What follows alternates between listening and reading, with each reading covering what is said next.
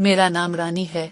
मैं अपने माँ बाप की इकलौती बेटी हूँ, इसलिए बचपन से ही बहुत लाडली रही हूँ। ज्यादा प्यार भी बच्चों को बिगाड़ देता है, और मैं भी कोई ज्यादा अलग नहीं हूँ। माँ बाप का बेपनाह प्यार और हर बात की आज़ादी का असर ये हुआ कि मैं 10वीं क्लास में ही किसी को अपना दिल दे बैठी। न समझ नादान उम्र का वो भी फायदा उठा गया। जिस उम्र में बहुत सी लड़कियों को माहवारी शुरू नहीं होती, इस उम्र में मैंने अपनी लटवा दिया, वो भी इस बेवफा के लिए जो सिर्फ 2 बार करके मुझे छोड़ गया, ये कहकर कि तुम्हारे में वो मजा नहीं।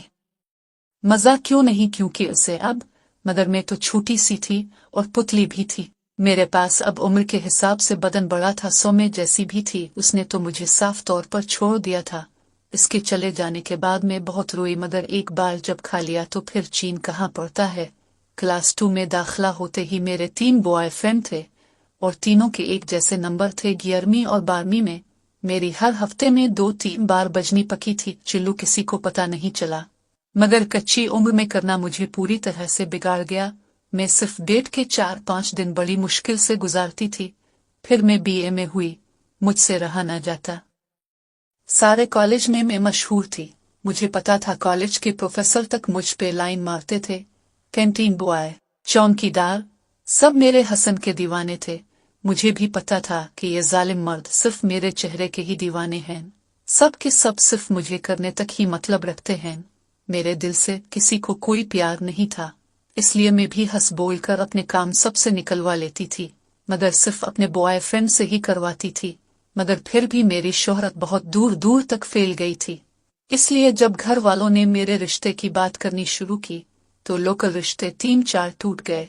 तो घर वालों ने बाहर का लड़का ढूंढना शुरू किया, रिटायर्ड आर्मी अफसर का लड़का, कनाडा मैं जॉब करता था। बड़े धूमधाम से शादी हुई। शादी में मेरे तीनों बॉयफ्रेंड भी आए हुए थे। दुल्हन का लिबास पहने हुए मैं सोच रही थी कि ये भी सोच रहे होंगे कि कितनी पाक साफ बनी हुई बैठी है, और जब हमारी मशूक थी तो कैसे अशल अशल। खैर शादी हुई, सुहाग रात भी हुई। जानबूझकर मैंने दर्द होने का नाटक किया, बहुत रोई, जैसे मेरी तो हो गया।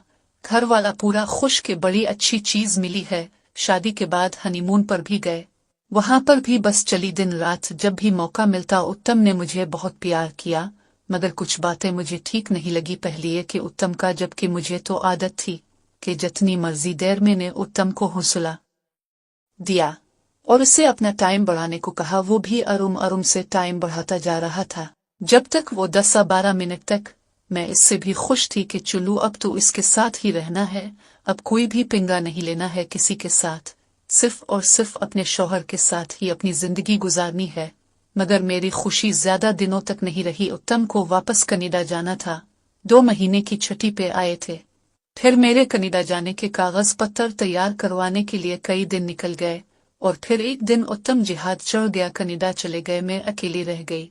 पहले तो बहुत रोई, कितने दिन रोती ही रही। घर में मैं और मेरे ससुर सिर्फ 2 लोग थे।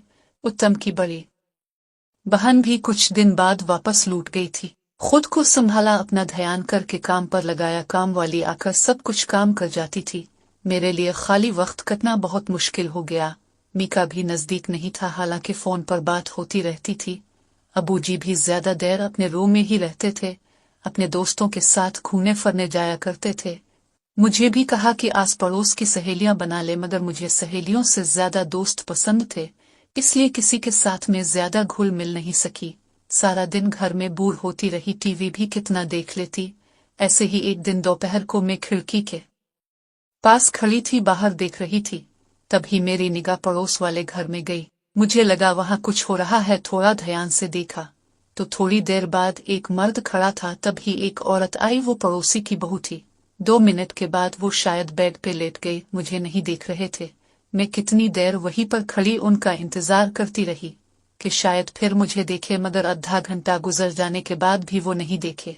मैं वापस आकर बेड पे लेट गई। मेरे दिमाग में रह रह कर वो मर्द घूम रहा था। मेरा दिल कर रहा था कि उठकर उसके घर जाऊं, घंटी बजाऊं।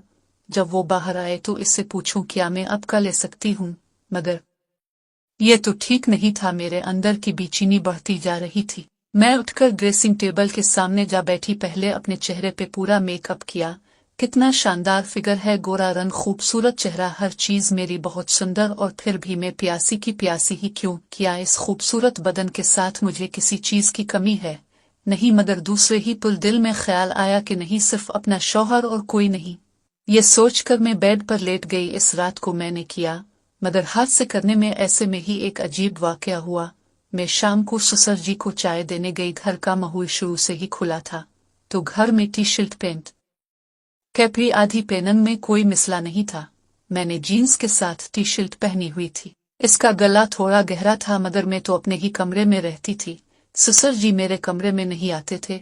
अगर मैं ऐसे भी रहती तो कोई डर नहीं था, मगर जब मैं ससुर जी के रूम में गई तो इस वक्त ससुर जी सो रहे थे। ये तो ससुर जी हैं, उनके साथ कैसे? मैंने चाय रखी तो ससुर जी की आंख खोल गई, तो जब मैं झुकी हुई थी तो उसकी नजर सीधे मेरे टी शर्ट के गिले सिर्फ 2 सेकंड के लिए देखकर उन्होंने अपनी निगाह हटा ली। मैं अभी वापस आ गई। इसी रात मुझे सपना आया कि मैं ससुर जी का। मेरी नींद खुल गई। मैंने हाथ लगाकर देखा, मैं ससुर जी के कमरे के बाहर जा खड़ी हुई। उनके कमरे का दरवाजा खुला हुआ था। मैंने देखा वो अंदर सो रहे थे। मैंने दरवाजे के पास अपना थोड़ा सा सर आगे किया तो उनको देखकर, मगर जब मेरा होश जोश चढ़ा तो मैं पूरी तरह से दरवाजे के सामने जा खड़ी हुई, मगर ऐसे कुछ नहीं हुआ। अगली रात में फिर उनके कमरे के सामने थी। आज मैं थोड़ी देर और दलेर हो गई। आज तो मैं उनके कमरे के अंदर चली गई कि तब ही अचानक बत्ती चली गई। मैंने चौंक कर सामने देखा, ससुर जी बेड पर आध लुटे से लाइट जलाकर मेरी तरफ देख रहे थे। मैं तो उठकर भागी। सच में बहुत शर्म आई मुझे। ये मैंने क्या कर दिया? ससुर जी क्या सोचेंगे मेरे बारे में? अगले दिन शर्म के मारे मैं ससुर जी के सामने ही नहीं जा पा रही थी। उनकी चाय नाश्ता मैंने काम वाली के हाथ से भिजवा दिया, मगर दोपहर का खाना तो मुझे ही खिलाना था। जब मैंने उनको खाना दिया तो वो बोले, बेटा मैंने उत्तम से बात की है, वो जल्दी तुम्हें अपने पास ले जाएगा, थोड़ा सब्र रखो। उनकी इस छोटी सी बात से मुझे किश था। मैं फिर रात में, मगर तब ही ड्राइंग रूम की लाइट जलती थी, देखा सामने ससुर जी खड़े थे। बेटा ये क्या कह रही हो तुम? क्या इतनी बेबस हो चुकी हो? मैं तो टूट ही पड़ी, नीचे फर्श पर ही गिर पड़ी। रूदी में फूट फूट कर रोई। मुझसे नहीं होता पापा, मैंने बहुत कोशिश की, मुझसे नहीं होता, मैं मर जाऊंगी कहकर मैं रो पड़ी। ससुर जी मेरे पास आए। उन्होंने बड़ा प्यार से मेरे बदन पर एक शाल डाल दी। मैं उनके कुंधे से लगकर रो पड़ी और वो मुझको समझाने लगे कि कोई बात नहीं, मेरा बच्चा, कभी कभी हो जाता है जब इंसान अपनी सोचों पर काबू नहीं रख पाता है। तुम घबराओ मत, मैं हूं ना, सब ठीक हो जाएगा। मुझे लगा शायद वो मुझे कुछ और समझाना चाहते हैं। मुझे पता नहीं क्या आया मेरे मन में, बोली, पापा मुझे ये चाहिए। वो तो एकदम से चौंक गए। शिवानी बेटा ये क्या कहा तुमने? मैंने भी उनकी बात पर ध्यान नहीं दिया और काम में अंधी होकर मैंने पापा के, और उसके बाद पापा ने अपनी जवानी का पूरा जोश दिखाया। मैं तो सच सोच सोच के हुरुन थी कि 60 साल में पापा का इतना जोश, इतनी जान। मैंने कहा, पापा मुझे आ गया इतना, मुझे उत्तम ने भी नहीं दिया, अब सच में कैसे बाप हो? वो बोले, अरे तेरी आंख तो मैं पहले से ही पहचान गया था, मगर मैंने ये नहीं सोचा था कि तू पक्के आम की तरह मेरी झोली में गिरेगी। तो बहुत ही बेसब्री निकली। 1 महीना भी मुश्किल से नहीं किट पाई। 1 महीना नहीं, 1 दिन नहीं किट पाई मैं तो। इसी दिन सुबह 9 बजे के बाद ही उठी। नाइट ड्रेस पहनी हुई थी। मैं उठकर बाथरूम में गई। नहाते हुए शीशे में देखा, ससुर जी अपने रूम में ही थे। कामवाली ने चाय बना दी। मैं तैयार होकर चाय लेकर ससुर जी के कमरे में गई, मगर उन्होंने ऐसे दिखाया जैसे कुछ हुआ ही नहीं था। अगले महीने उत्तम वापस आ गए, मुझे हमेशा के लिए अपने साथ कनाडा जाने के लिए। अब मैं सोच रही थी कि जाऊँ या नहीं। सच एक बात और, मैं हामला हूँ। इसमें कोई शक नहीं है कि ये बच्चा ससुर जी का ही है, मगर क्या उत्तम उसे कबूल करेंगे? Thank you for watching.